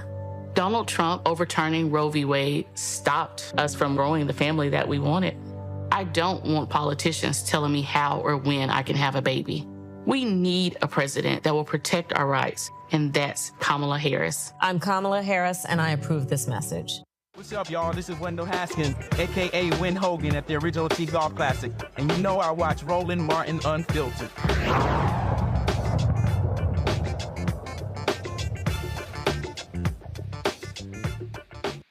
All right, it is all coming down on former New York Mayor Rudy Giuliani. He has less than a week to surrender his Manhattan penthouse and other valuable possessions to 2 Georgia election workers in a defamation case that cost him $145 million in a civil judgment. Yesterday, U.S. District Judge Louis Lyman ordered Giuliani to transfer his personal property, including cash accounts, jewelry, valuables, his Mercedes, television, furniture, and sports memorabilia to Ruby Freeman and Shay Moss. Now, he has to also hand over his Madison Avenue co-op apartment. If you recall, Giuliani accused the mother and daughter of many things, including excluding observers during the vote count, introducing suitcases of illegal ballots, counting the same ballots multiple times, and secretly passing around flash drives during the 2020 election. Giuliani was found liable last year for defamation against Freeman and Moss. In their lawsuit, the 2 women said that they suffered emotional and reputational harm and fear for their safety after being falsely singled out for ballot tampering. A lot going on there, Joy. You know, this is what happens. You know, we were talking about misinformation in the previous segment, and this is what happens, Joy, when misinformation goes too far. That's right. It's what happens when misinformation goes too far. But these were intentional lies. I think sometimes the misinformation term is too polite. These were lies that they knew were lies, that they knew were meant to misinform and to try to disenfranchise people, to scare people into not being election workers, to punish people who helped people vote, to gin up anger and resentment amongst their own base, to create a villain. And those villains didn't just by happenstance happen to be Black women. If you are a Black man out there and you're thinking about yet another reason you should not want these people back in office, these are folks who intentionally targeted Black women who were serving their community. They got death threats. So Rudy Giuliani absolutely deserves everything that's coming to him. He had such a position of power and authority in our nation, and instead of using it for good, he used it for ill. And so, yeah, I forfeit all of that property. You have to find a way to repay back for your transgressions, just like the people you incarcerated when you were a prosecutor and when you were mayor. Yeah. Wow. Yeah, you're bringing it home right there. You know, Rebecca, what's interesting is that you would think that this would be a warning to many people who are continuing to lie, but it doesn't seem to be working out that way. You know what? You love to see it. I mean, good for Shay and her mom. They are moving on up to the east side. They finally got their deluxe apartment in the sky. You know, right. I'm grateful for that for them. You know, here's the thing.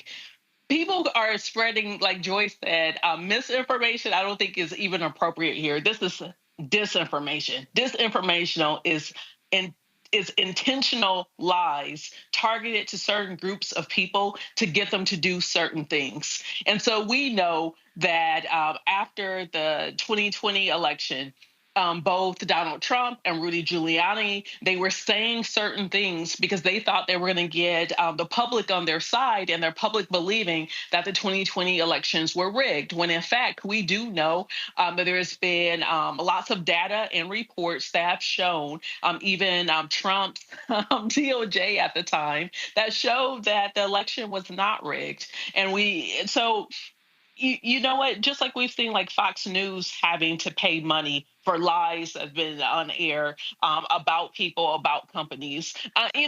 Fox isn't going to be the last. Giuliani is not going to be the last. They most certainly wasn't the first. But people have to understand, when you are saying lies on people and there is a harmful impact, you can be sued. And you could be sued and you will lose, and you would have to turn over your deluxe apartment in the sky. Exactly. And enjoy other stuff. I mean, we're talking about championship rings and jewelry, and he had 23, 24 luxury gold watches. All of that is kind of just up for the giving in here in terms of the give back. It seems to me that people would be able to get a lesson from this. They're not getting that lesson, but I think it speaks to the larger picture, that here you have a man that was highly regarded, if you think about before 9/11 and post 9/11, and this was a man, his reputation seems like it could never be damaged, but here he is on the other side. And I think that this really speaks to an important lesson about those people who call themselves supporters of Trump. If you look at the future of many of those who were his supporters, those people who were in allegiance with him, they are now still facing criminal prosecution. Even Rudy Giuliani, this is not the end of it. This 24-page ruling by the judge. He's going to be going back to court in Georgia. He's going to be going back to court in Arizona on other criminal cases having to do with this vote. I think that this is a clear picture of what's going to happen to a number of people in Donald Trump's circles. I think that's right. I remember Dave Chappelle going on Saturday Night Live once, and in his cold open, he said, what kind of man profits while his friends die? At the time, we were in a moment of COVID. But the truth is, Donald Trump has thrived in that. He is the kind of person who excels off of the backs of his friends. There is a heap of bones where reputations used to be. People following him, thinking that he was some pathway to glory, some pathway to resurgence. He is not. He is a pathway to death, to a ruined reputation, to, in many cases, jail, right? And the people who come on the other side only come out when they have to completely disavow him and all of the other things that he said before. We have seen it happen before. I think we're going to see it happen with J.D. Vance. Who's out there defending J.D. Vance? As he is weird, but he was someone that could have been a rising star, but he hitched his wagon to someone who is a disaster. Now Trump makes fun of him and is discarding him in the trash heap of history. Same thing with my former law school classmate, Governor DeSantis in Florida. Haven't heard from him since. He has been destroyed. Donald Trump is destroying the Republican Party, which is why their leaders are breaking apart from them and supporting Kamala Harris. Rebecca, he deserves it.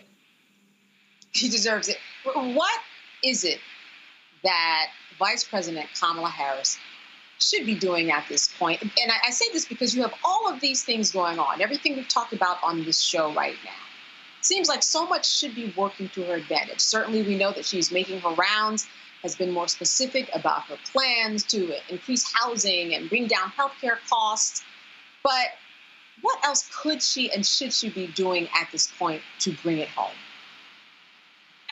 in the campaign, one thing that I would remind any campaign, especially if it's a presidential campaign, you also have to make sure that there is an adequate ground game. You have to make sure people are knocking on doors. It can't just be people like me who live in Washington, D.C. going into these states, but you actually have to hire people on the ground who live in these communities. You have to make sure that money is flowing to organizers, to neighbors, to compel other neighbors to get out, to turn out to vote. Because once again, if Rebecca's knocking on someone's door, maybe they'll vote, maybe they won't. But if it's their neighbor that's knocking on the door and compelling them to vote, that's going to be definitely more effective. It's going to be definitely more impactful. And it's going to be someone who can relate to that person with what they're going through in their everyday life where they live. And so one thing that I will say, because I've seen some of the criticism in the press by different groups saying that they aren't receiving money to do this work, but, in their minds, they think that they're being viewed as free labor. Make sure you're paying the people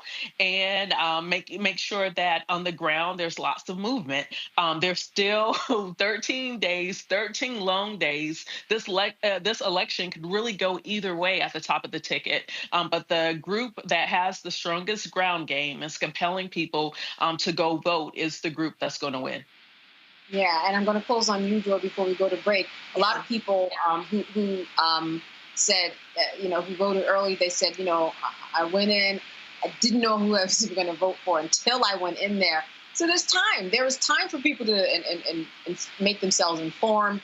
There's time for the groundswell of support in terms of people who are going out there, making sure that people vote. There's time to make a change, even though we are less than 2 weeks away. I said it before, I'll say it again. I want us to focus on people who are apathetic, who need to be reminded of how important their vote is. We know those people to come out, and I know that when they come out, they're going to support Kamala Harris. If you're not decided right now, you're not going to go out and support Donald Trump. Those are going to break towards Harris. So I want us to focus on people who are undecided, undecided about whether to vote, not necessarily who they're going to vote for. Then I want us to talk about joy. This feels a lot more like Obama moment than God bless her, but Hillary moment. We need to have a groundswell of people who are excited about where our country is moving towards we're one of the last major nations to not have a woman president. That's important. We can lead into that. Future, hopefulness, joy, freedom. We have been moving away from that that's the promise of Donald Trump. That's the promise of Donald Trump. Joe Biden helped us repair from his disastrous administration, Trump's administration. Now we have the ability to move forward beyond not just repairing, but driving forward. That's what the closing argument should be of this next couple of days for the Harris campaign. All right, you are watching Roland Martin Unfiltered live here on the Black Star Network. We'll be back after these messages. Stay tuned. Disastrous, alarming, a plan that shreds American values. That's what independent news sources and conservatives are saying about a proposal from right-wing extremists called Project 2025. It would threaten hundreds of thousands of jobs created by the Clean Energy Plan, give massive tax breaks to big oil, and roll back protections that keep corporations from poisoning our water with toxic chemicals. Project 2025, a dream for them, a disaster for you. In 2016, Donald Trump said he would choose only the best people to work in his White House. Now those people have a warning for America. Trump is not fit to be president again. Here's his vice president. Anyone who puts himself over the Constitution should never be president of the United States. It should come as no surprise that I will not be endorsing Donald Trump this year. His defense secretary. Do you think Trump can be trusted with the nation's secrets ever again? No. I mean, it's just irresponsible action that places our service members at risk, places our nation's security at risk. His national security advisor. Donald Trump will cause a lot of damage. The only thing he cares about is Donald Trump. And the nation's highest-ranking military officer. We don't take an oath to a king or a queen or to a tyrant or a dictator. And we don't take an oath to a wannabe dictator. Take it from the people who knew him best. Donald Trump is a danger to our troops and our democracy. We can't let him lead our country again. I'm Kamala Harris, and I approve this message. Here's a 78-year-old billionaire who has not stopped whining about his problems. Oh, she had a big crowd. Oh, the crowd. This weird obsession with crowd sizes. It just goes on and on and on.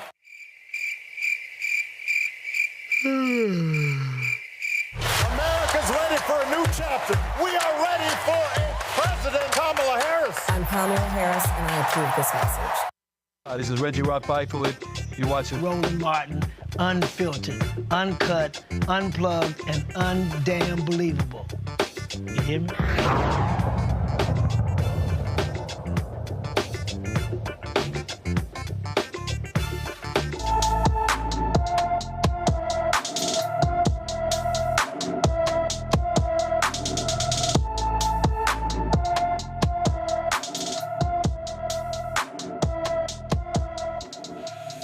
Dante Anderson has been missing from his Beaumont, Texas home since April 20th of 2024. The 16-year-old is 5 feet 5 inches tall and weighs 125 pounds. He has black hair and brown eyes, and anyone with information about Dante Anderson should call the Beaumont, Texas Police Department at 409-880-3865.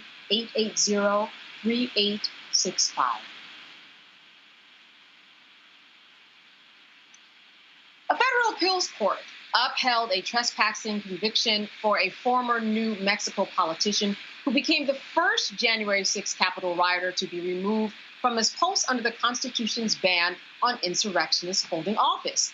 Coy Griffin organized a group of Cowboys for Trump, is what the group was called. He jumped a stone wall outside the Capitol to get on the inauguration stage. Griffin was convicted of 2 misdemeanors, including the trespassing charge, and was sentenced to 14 days in jail and a year of supervised release. This case is among a handful that tested the foundational approach the Justice Department took to prosecute hundreds of Capitol rioters. And the decision has been long awaited since it was argued last December by those handling cases coming through the federal court in Washington, D.C. Well, Rebecca, we are not surprised. I don't think this comes as a surprise to anybody, but it is an interesting precedent when we talk about the people who are continuing to appeal their positions and their convictions and their time served in jail.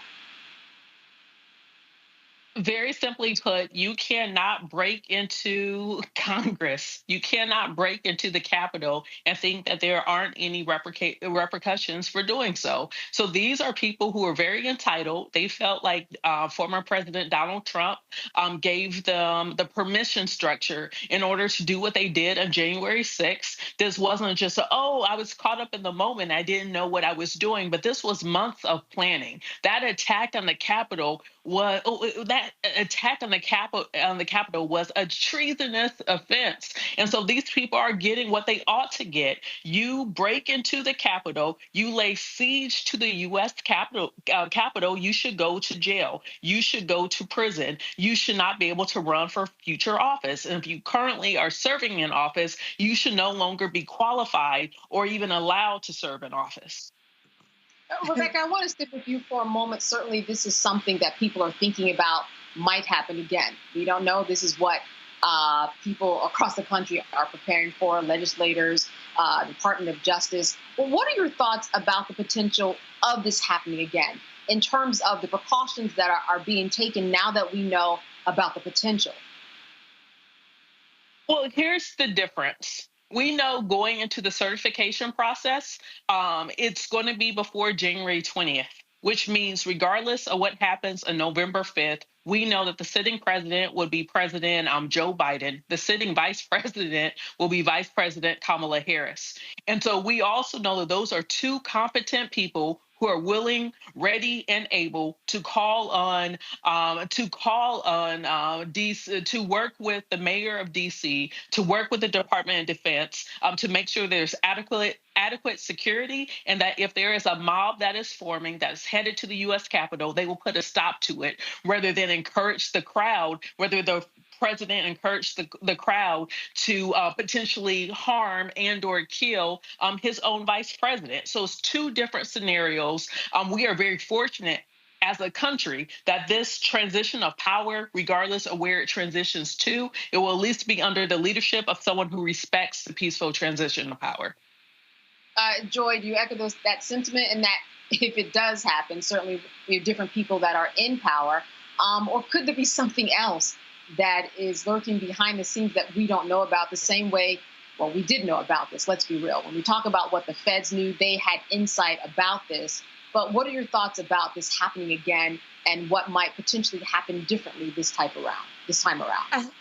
That's right. I hope that the DOJ is not at all hesitant about getting out in front of any potential insurrection as we go into the certification period or in the early January. This is purely, it is a political matter for sure, but it is really about the law and criminality and undermining democracy. And so we need to be really clear that if you're out there planning something, the FBI is hot on your trail and your neighbors are hot on your trail.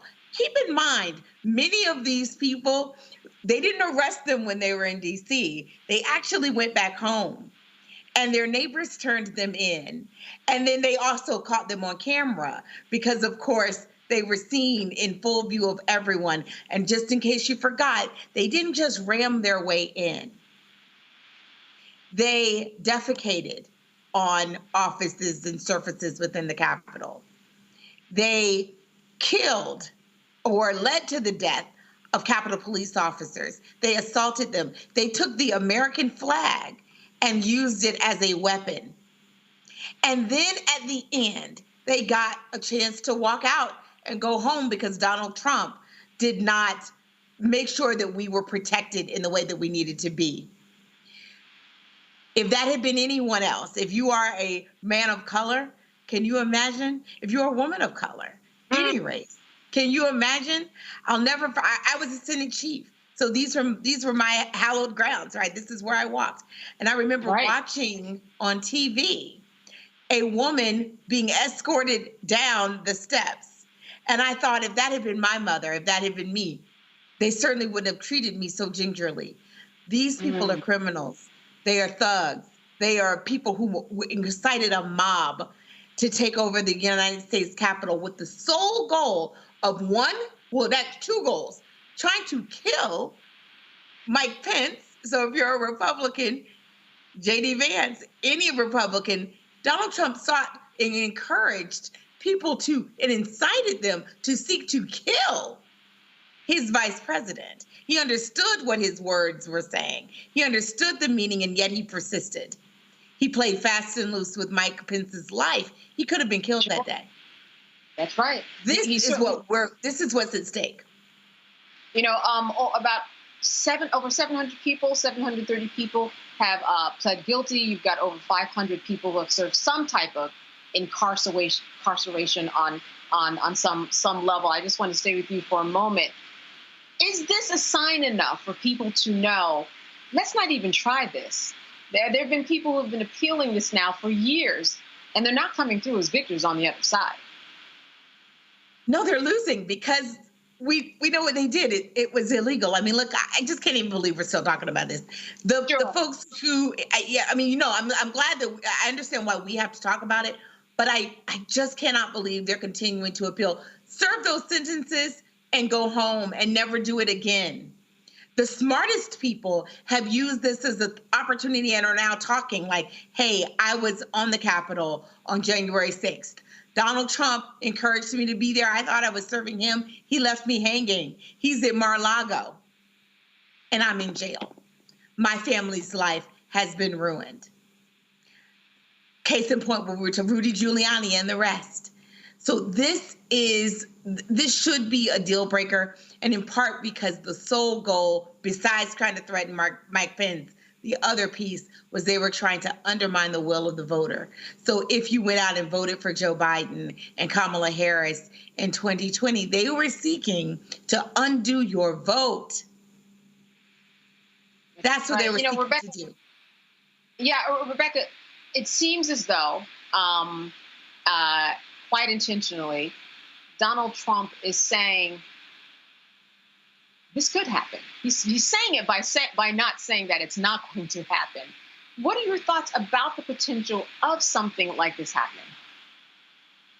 This country has to decide how it wants to move forward. Prior to what happened January 6th, 2021, the last time we saw such a large-scale insurrection, those folks were able to get houses, jewelry, reparations, and all sorts of things after it happened. And I'm talking about the Civil War. So until this country actually deals with its past, because like Joy mentioned, if these are, Joy said people of color, but I'm going to be a little bit more specific. If this was Black men and Black women storming the U.S. Capitol, we would have seen Black men and Black women being slaughtered on national TV, made an example. And so until this country, and I'm not suggesting that we want it to go that way while we're awaiting the count, waiting the certification, if there is some type of incursion. But I just want to note, if the race of these people were different, the outcome definitely would have been different.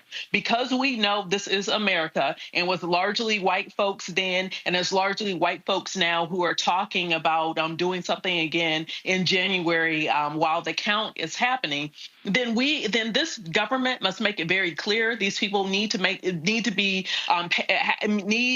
face some serious prison time. They need to be fined in a way where not just them, but their families and maybe their next generations feel that fine, because these people have to understand that you cannot do this in this country. Otherwise, then that means every single election, every single presidential cycle that we have moving forward can be impacted by potential insurrections. So this country has to decide whether or not we observe and we want the peaceful transition of power. And if people are committing treason, then this country has to decide through its court system how it's going to deal with it in such a way to discourage people from doing this in the future. All right. Get informed. Stay informed.